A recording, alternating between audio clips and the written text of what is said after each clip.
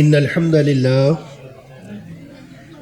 نحمده ونستعينه ونستغفره ونعوذ بالله من شرور أنفسنا ومن سيئات أعمالنا من يهده الله فلا مضل له ومن يضلل فلا هادي له وأشهد أن لا إله إلا الله وأشهد أن محمدا عبده ورسوله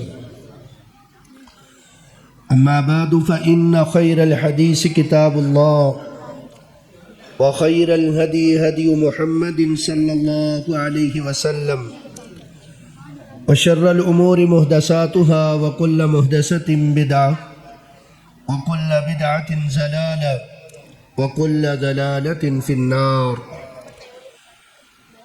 أعوذ بالله السميع العليم من الشيطان الرجيم من همزه ونفخه ونفسه.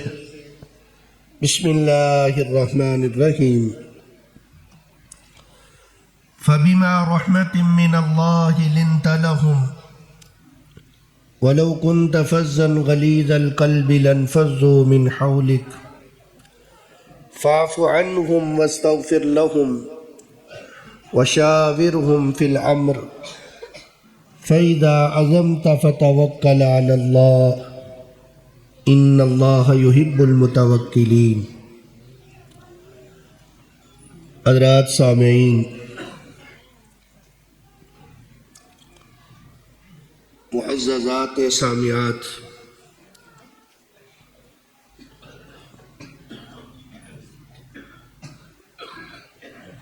جو آیات کریمہ میں نے آپ کے سامنے تلاوت کی ہے، سورۃ آل عمران کی ایک آیت. اس آیت مبارکہ میں رب العالمین نے چند ایسے امور بیان کیے، چند ایسی باتیں بیان کی ہیں کہ جن باتوں کو مد نظر رکھنا، ان پر عمل کرنا، اپنی زندگی میں ان کو معمول بنا لینا ہر اچھے انسان کا یہ وصف ہونا چاہیے، اور وصف ہے.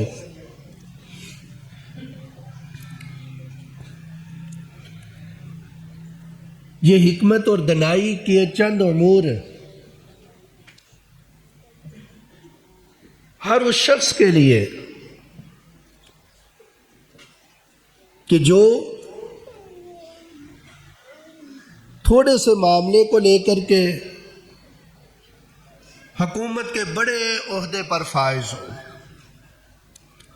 جس میں حکومت سنبھالنی ہے، اس شخص کے لیے کہ یہ حکمت اور دانائی کی چند باتوں کا لحاظ رکھے، ان کے مطابق عمل کرے،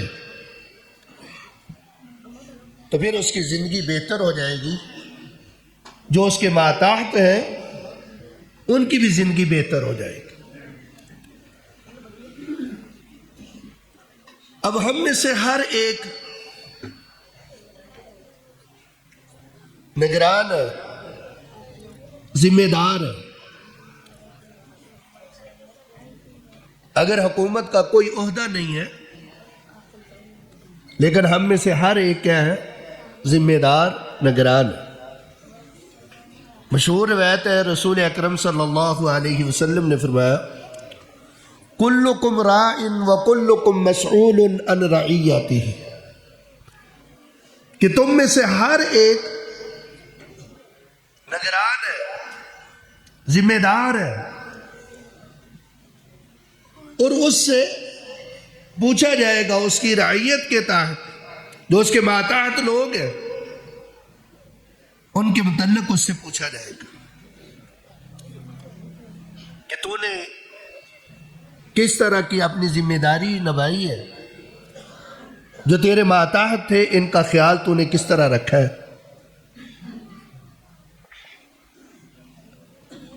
مرد جو ہے وہ بھی ذمہ دار ہے، اپنے گھر والوں پر ذمہ دار ہے، ان کا نگران ہے۔ عورت بھی فی بیت زوجہا، جو عورت ہے وہ اپنے خاوند کے گھر کی وہ بھی ذمہ دار ہے، نگران ہے۔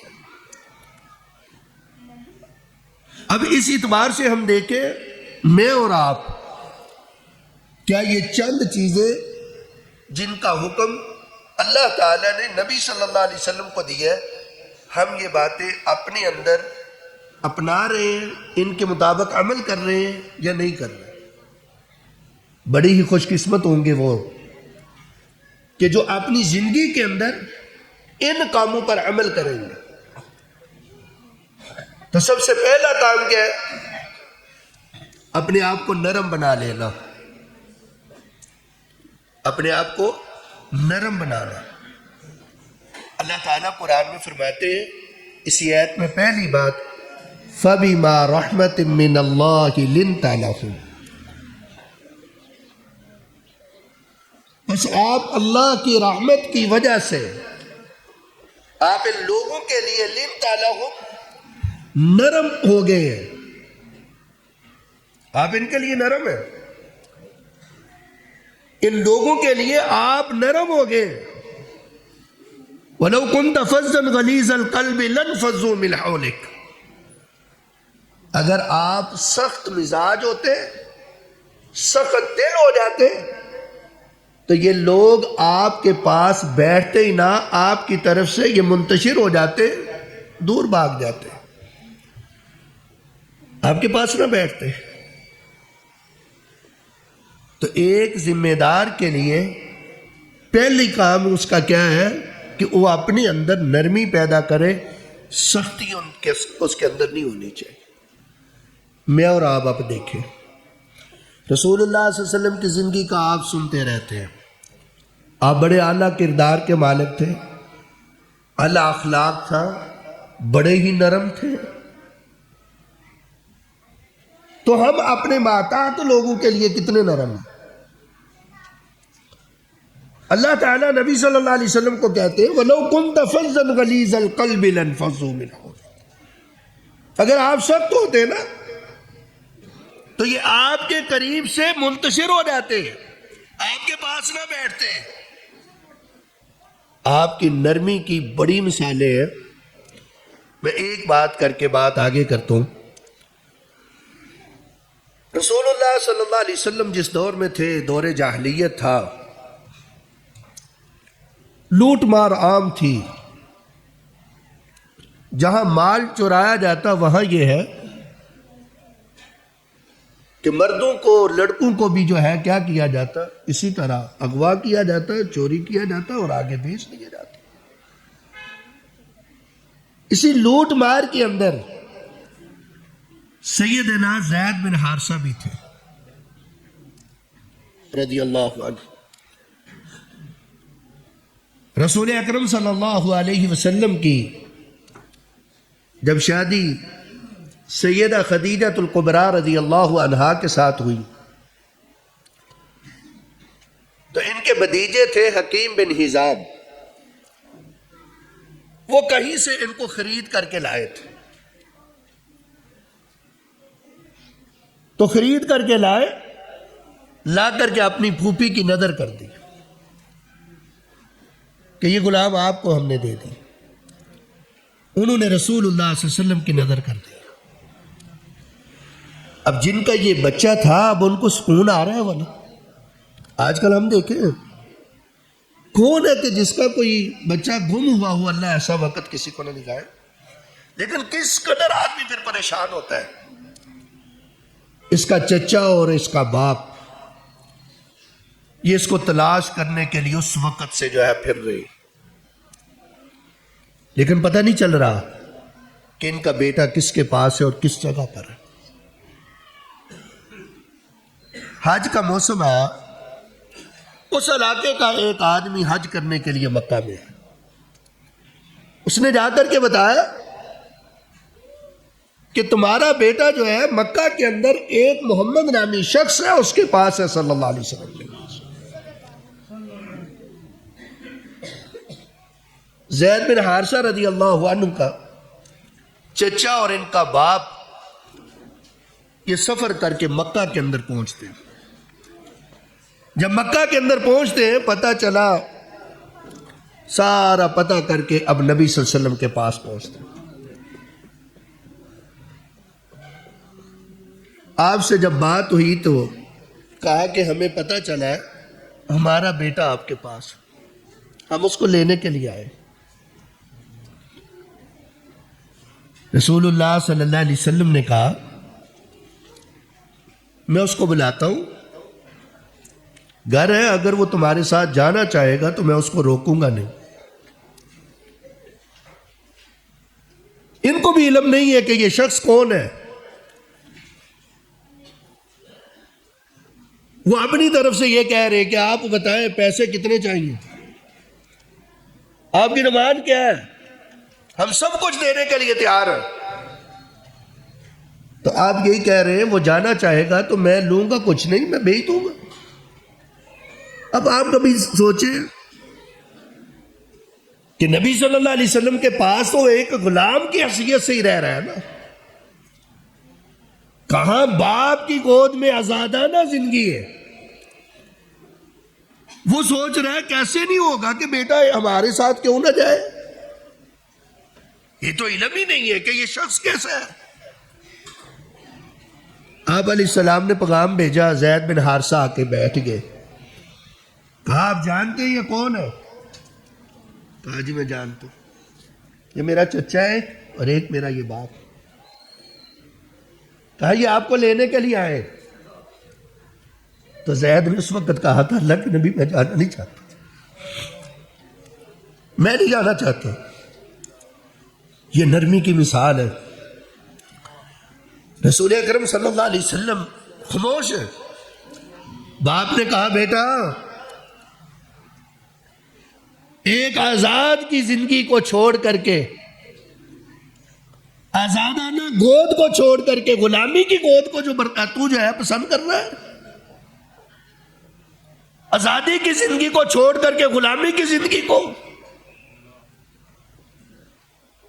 لیکن زید نے اس وقت یہ بات کہی تھی رضی اللہ عنہ نے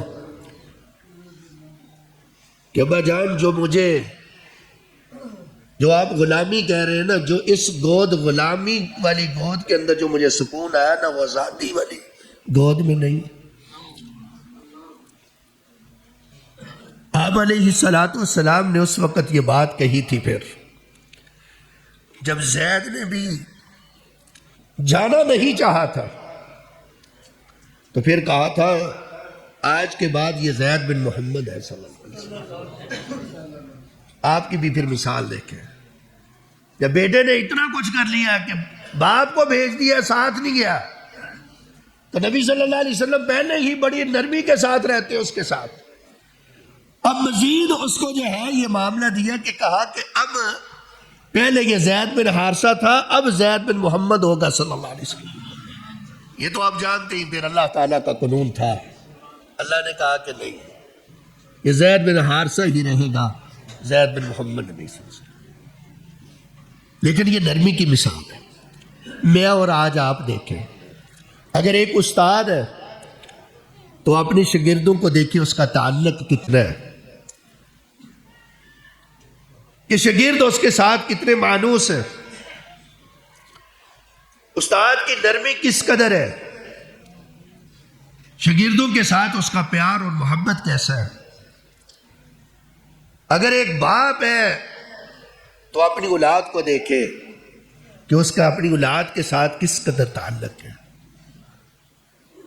یہ اس کی نرمی کی سمجھ آ جائے گی. اگر یہ تاجر ہے تو اس کے ساتھ جو کام کرنے والے اس کے ماتات ہیں، ان سے ذرا پوچھیں کہ اس کی نرمی کتنی ہے. یہ پہلی بات ہے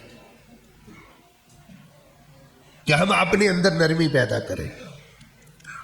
اور جب یہ نرمی ہوگی، ایک امام ہے تو اس کا مقتدیوں کے ساتھ تعلق کیسا ہے، وہ ان کے ساتھ کس قدر جو ہے رہتا ہے. یہ ہر معاملے کے اندر ہم اپنے اندر یہ نرمی دیکھیں کتنی ہے. اب اس کے بعد اللہ تعالیٰ کیا کہتے ہیں؟ دوسری بات کیا ہے کہ محمد کریم صلی اللہ علیہ وسلم آپ نرم ہیں، اور یہ اللہ کی بہت بڑی جو ہے یہ نعمت ہے کہ آپ ان کے لیے نرم ہو گئے۔ سختی کی وجہ سے کوئی چیز نہیں ملتی، سختی کی وجہ سے انسان اپنا ہی نقصان کر بیٹھتا ہے، اور بسا اوقات اس سختی کی وجہ سے وہ اپنی اولاد سے بھی دور ہو جاتا ہے۔ سختی سے کچھ فائدہ نہیں ہوتا، سختی کوئی فائدہ دیتی نہیں ہے، الٹا نقصان ہی کرتی ہے۔ نرمی ہے جس کی وجہ سے ساری چیزیں جو ہے حاصل ہوتی ہیں۔ یہ پہلی چیز۔ دوسری چیز، اس آیت کے اندر اللہ کے نبی صلی اللہ علیہ وسلم کو اللہ تعالیٰ کہتے ہیں فاعف عنہم، آپ ان سے کیا کریں؟ درگزر کر دیں۔ اللہ کے نبی صلی اللہ علیہ وسلم آپ کا مقام بہت بڑا ہے، آپ سے کوئی کمی کوتاہی نہیں ہے، آپ سے کوئی گناہ سرزد نہیں ہو رہا، اللہ کے بعد آپ کا مقام ہے۔ یہ لوگ جو آپ کے پاس آ کر کے بیٹھتے ہیں، آپ کی بات سنتے ہیں، آپ کا کلمہ پڑھتے ہیں، ان سے ہزاروں غلطیاں ہوں گی، ان کے اندر بڑی کمیاں ہوں گی۔ فاعف عنہم، آپ ان سے کیا کریں؟ درگزر کریں۔ اگر اسی آیت کو دیکھیں اور اس کے پچھلے مضمون کو دیکھیں تو یہ تھا جنگ احد کے بعد یہ آیت نازل ہوئی کہ جنگ احد میں بہت سارے جو ہے معاملات ہو گئے۔ ایک جگہ پہ نبی صلی اللہ علیہ وسلم نے 50 آدمیوں کو کھڑا کیا درے پہ،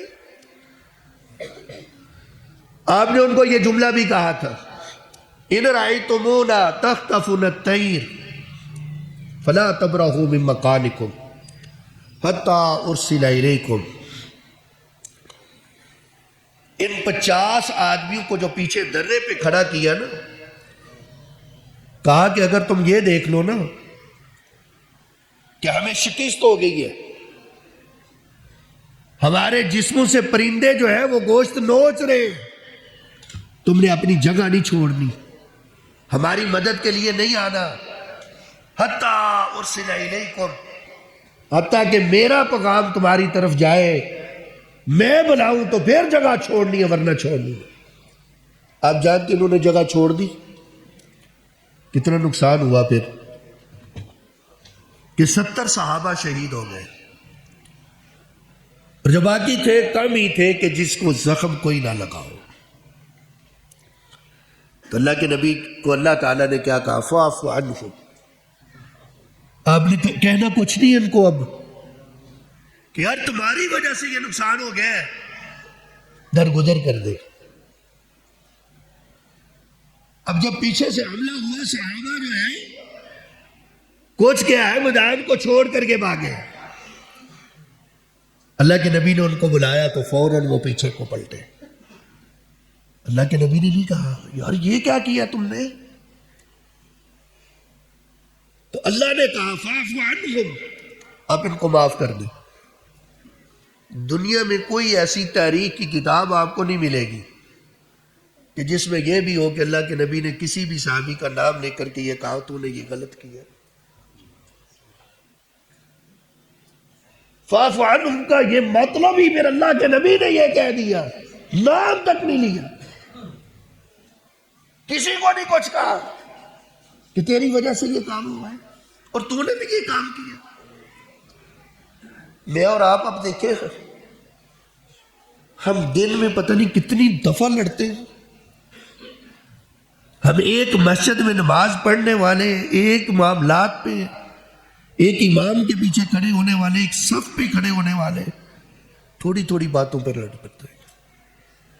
اللہ کے نبی صلی اللہ علیہ وسلم کو اللہ نے کیا کہا؟ فاعف عنہم۔ ہم پھر ایک ایک بات کو کتنی دور تک لے جاتے ہیں، یہ کس نے کام کرنا ہے؟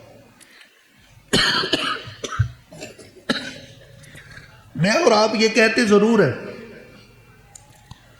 نبی صلی اللہ علیہ وسلم کی زندگی ہمارے لیے نمونہ ہے، کوئی ایسا ہے جو نہ کہتا ہو؟ یہ نمونے کو کس نے اختیار کرنا ہے؟ میں اور آپ نے ہم چھوڑ دیں یہ کام. صحیح بات ہے، اپنے آپ کو پوری طرح قرآن اور حدیث پر عمل کرنے والا بنایا. ہم جو اپنے آپ کو کہتے ہیں نا مسلمان ہے، کھاتا کوئی نہیں ہے. وہ مسلمان بنے کہ جس کو قرآن اور حدیث مسلمان کہتا ہے، وہ اپنے اندر پیدا کرے. اب کسی سے غلطی ہو جائے تو کیا کرے؟ فاعف عنہم. امام ہے، گھر کا یہ سردار ہے، یہ دکاندار ہے، تاجر ہے اپنے ماتحت کے لوگوں کو، ایک استاد ہے، وہ اپنی شاگردوں سے اگر کوئی غلطی ہوگی ہے تو خاموش، اس کا ذکر تک نہ کرے. بیٹا تو نے یہ کیا ہے، سمجھانے کی حد تک سمجھا دیا، بس یہ درس دی ہے. اور تیسری بات کیا کہیے؟ معاف بھی کرنا ہے. وَاسْتَغْفِرْ لَهُمْ. پھر ان کے لیے کیا کرنا ہے؟ دعا بھی کرنی ہے، استغفار بھی مانگنی ہے. ایک خطیب ہے، امام ہے، ایک گھر کا سربراہ ہے، ایک تاجر ہے، اس کے ماتحت کچھ لوگ ہیں، جس سے غلطی ہوئی ہے نا اس کو معاف بھی کر دے تو دوسرا کام کیا ہے؟ اس کے لیے پھر دعا بھی کرے کہ اللہ تو بھی اس سے درگزر کر دے. ایسا بننا ہے. نبی صلی اللہ علیہ وسلم کے پاس صحابہ آ کر کے بیٹھتے، آپ کو سارا علم ہوا، اس نے یہ کیا ہے، اس نے یہ کیا ہے، آپ نے نام تک نہ لیا. پھر صبح کو جب تہجد کے لیے اٹھتے تو ان کے لیے دعا بھی کیا کرتے. یہ ہے وَاسْتَغْفِرْ لَهُمْ. تو استغفار آپ جانتے، استغفار کی بڑی اہمیت ہے. استغفار کی وجہ سے اللہ تعالیٰ سارا کچھ عطا کر دیتا ہے، سارا کچھ عطا کر دیتا ہے. استغفار ایک ایسی چیز ہے کہ رسول اللہ صلی اللہ علیہ وسلم کے بارے میں صحیح بخاری کے اندر، مسلم کے اندر بھی یہ روایت ہے، الفاظ تھوڑے سے مختلف ہیں. کہ آپ علیہ السلام نے فرمایا واللہ انی لا استغفر اللہ، کہ لوگوں بے شک میں اللہ سے بخشش طلب کرتا ہوں، استغفار کرتا ہوں. فی الیوم، ایک دن کے اندر 70 مرتبہ سے زیادہ میں اللہ سے استغفار کرتا ہوں. جب نبی صلی اللہ علیہ وسلم یہ زیادہ کام کرتے ہیں تو ہم کیا کرتے ہیں؟ ہمیں بھی یہ سوچنا چاہیے. جہاں اپنے ماتحتوں کے لیے استغفار معاف بھی کریں، ان کو ان کے لیے استغفار بھی کریں.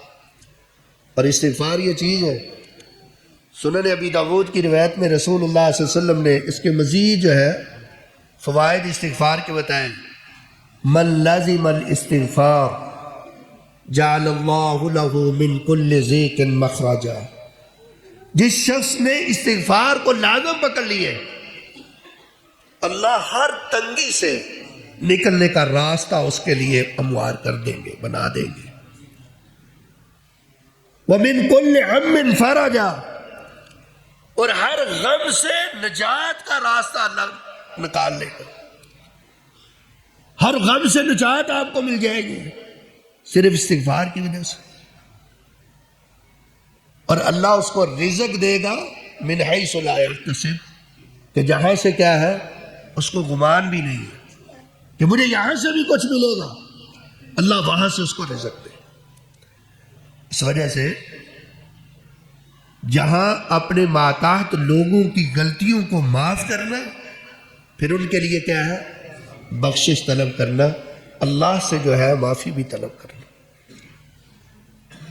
اور تیسری بات کیا ہے؟ وَشَاوِرْهُمْ فِي الْأَمْرِ، معاف بھی کرنا ہے، ان کے لیے دعا بھی کرنی ہے، معافی بھی طلب کرنی ہے.